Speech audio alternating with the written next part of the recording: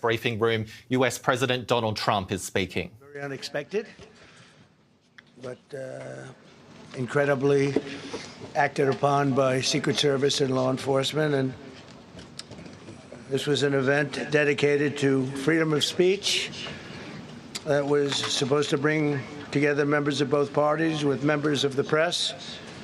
And in a certain way it did, because the fact that they just unified, I saw a room that was just totally unified. It was in one way very beautiful, a very beautiful thing to see. A man charged a security checkpoint armed with multiple weapons, and he was taken down by some very brave members of Secret Service, and they acted very quickly and have just released, for purposes of transparency, clarity, I've ordered it to be put out. You probably have it by now, put out on Truth and put out on many other platforms.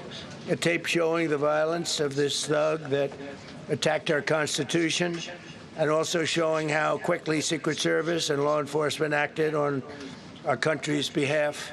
Really did a great job. One officer was shot, but saved by the fact that he was wearing obviously a very good bulletproof vest. He was shot from very close distance with a very powerful gun, and the vest did the job. I just spoke to the officer, and he's doing great. He's in great shape. He is has very high spirits, and we told him we love him and respect him, and he's a very proud guy. He's very proud of what he does, Secret Service agent. And we looked at all of the conditions that took place tonight, and I will say, you know, it's not a particularly secure building. And I didn't want to say this, but this is why we have to have all of the attributes of what we're planning at the White House. It's actually a larger room, and it's much more secure. It's drone-proof, it's bulletproof glass. We need the ballroom. That's why Secret Service, that's why the military are demanding it. They've wanted the ballroom for 150 years for lots of different reasons, but today's a little bit different, because today we need levels of security that probably nobody's ever seen before. But everyone owes a tremendous debt of gratitude to the courage of law enforcement, the law enforcement, and working with the D.C. police, and we just spoke with the mayor. And when we're finished, the police chief is going to take over and discuss it also from their viewpoint. But they also performed exactly as they were supposed to, and you see the attacker in different positions, but you also see the attacker totally subdued and under control. So as you know, this is not the first time in the past couple of years that our republic has been attacked by a would-be assassin who sought to kill.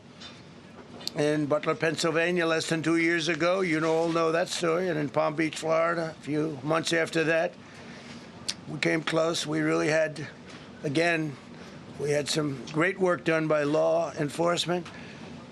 But in light of this evening's events, I ask that all Americans recommit with their hearts in resolving our difference peacefully. We have to resolve our differences. I will say, you had Republicans, Democrats, independents, conservatives, liberals, and progressives.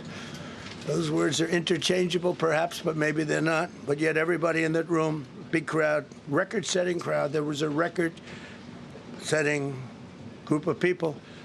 And there was a tremendous amount of love and coming together. I watched, and I was very, very impressed by that. But we were, First Lady and I were taken very well care of, very quickly rushed off the stage. Vice President J.D. Vance, who's here, was likewise beautifully done. He was just saying how quickly everybody acted, law enforcement, Secret Service in particular in this case, but law enforcement. Marco had the same thing. Pete was there. Pete didn't want any help. He didn't want anybody to help him. He doesn't want anybody to help him, but he did get some, didn't you?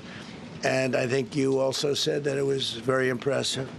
So with that, I'd like to ask Todd Blanche to come up, say a few words, and tell you it's already underway. The man has been captured.